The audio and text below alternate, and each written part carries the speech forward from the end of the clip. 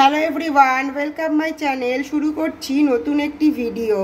সবাই ভিডিওটি শেষ পর্যন্ত দেখো, আশা করি খুবই ভালো লাগবে।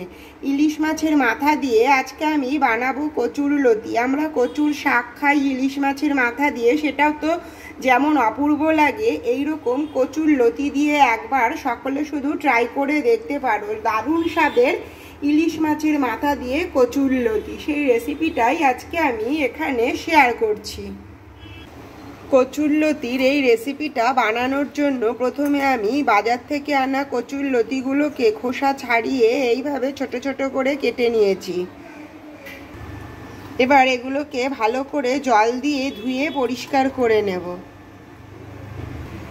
এদিকে কড়াইতেও জল বসিয়ে দিয়েছি। এবার এই জলের মধ্যে কচুরলতিগুলোকে একটুখানি ভাপিয়ে নেব। ভাপিয়ে জলটাকে ফেলে নেব। এইভাবে কিছুক্ষণের জন্য আমি এটাকে ভাপ দিয়ে নিচ্ছি। লতিগুলোকে ভাপানো হয়ে গেছে। এবার আমি জল ঝরিয়ে নেব। এর মধ্যে ঢেলে আমি জলটা ঝরিয়ে নিলাম।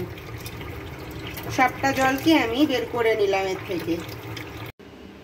এখানে দুটো ইলিশ মাছের মাথা নিয়েছি, আর মাথাগুলোকে নুন হলুদ মাখিয়ে আমি রেখেছি। কড়াইটা ভালো করে গরম করে কড়াইয়ে তেল দিয়ে দিলাম। এবার মাছের মাথা দুটোকে একটু ভালো করে ভেজে নেব।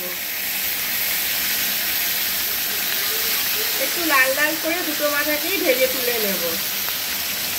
মাথা দুটো ভাজা হয়ে গেছে। এবার আমি মাথা দুটো কড়াই থেকে তুলে নেব। এই মাথা ভাজা তেলের মধ্যেই আমি আরেকটুখানি তেল দিয়ে দিলাম। ফোড়নে দিলাম একটা শুকনো লঙ্কা ফাটিয়ে, হাফ চামচ কালো জিরে, একটা ছোট সাইজের পেঁয়াজ কুচিয়ে,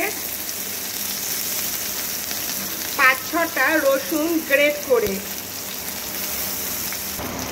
4-5টে কাঁচা লঙ্কা চিড়ে দিলাম।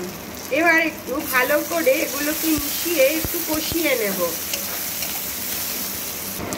এবার এই ভাজাটার মধ্যেই দিয়ে দিচ্ছি 1 চামচ হলুদ গুঁড়ো, 1 চামচ জিরে গুঁড়ো, স্বাদ অনুযায়ী নুন, হাফ চামচ কাশ্মীরি লঙ্কা গুঁড়ো। এবার এটা ভালো করে কষিয়ে নেব।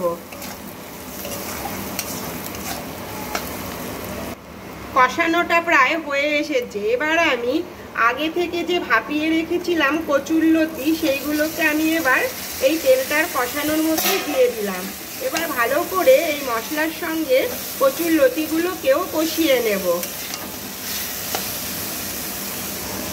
এই রান্নাটায় কোনো রকম জল কিন্তু ইউজ করা যাবে না, কারণ আগে থেকে আমি কচুরলতিগুলোকে ভাপিয়ে নিয়েছিলাম। আর রান্না করার সময় যদি জল দেওয়া হয়, অনেক সময় কিন্তু লোদ লোদ ভাব হয় আর খেতে ভালো লাগে না। তাই এখানে আগে থেকে ভাপিয়ে নেওয়া। আর এখানে কিন্তু তেলের পরিমাণটা একটু বেশিই দিতে লাগবে, তাহলে অনেকটাই ভালো হবে আর টেস্ট হবে। এবার আমি এর মধ্যে একটা হাফ পাতিলেবু চিপে দিয়ে দেব, কারণ অনেক সময় কিন্তু কচুরলতি গলায় ধরে। এই পাতিলেবুর রস যদি আমি রান্নার সময় দিয়ে দিই, তাহলে কিন্তু কচুরলতি আর গলায় ধরে না। সেই জন্য আমি এই কষানোর সময়ই একটা পাতিলেবুর অর্ধেক করে আমি চিপে দিয়ে দিলাম। এবার ভালো করে এগুলোর সঙ্গে মিশিয়ে নেব আর একটু কষিয়ে নেব।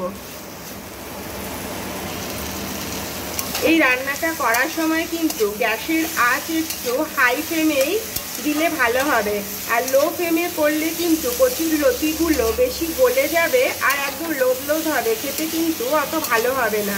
সেই জন্য গ্যাসের আঁচটাকে বাড়িয়ে আমি অনবরত এইভাবেই কিন্তু নাড়তে থাকবো। প্রায় কিন্তু হয়ে গেছে। এবার আমি আগে থেকে যে মাছের মাথাগুলো ভেজে রেখেছিলাম, সেইগুলো এবার আমি এর মধ্যে দিয়ে দিলাম। আগে থেকে কিন্তু মাথাগুলো দিইনি, কারণ মাথাতে কাটা থাকে, অনেক আগে দিলে একদম কাটা কাটা হয়ে যাবে। সেই জন্য নাবানোর একটু আগেই কিন্তু আমি মাছের মাথাগুলোকে দিয়ে দিলাম। এইভাবে আর একটু ভালো করে ভাজা ভাজা করে নেব।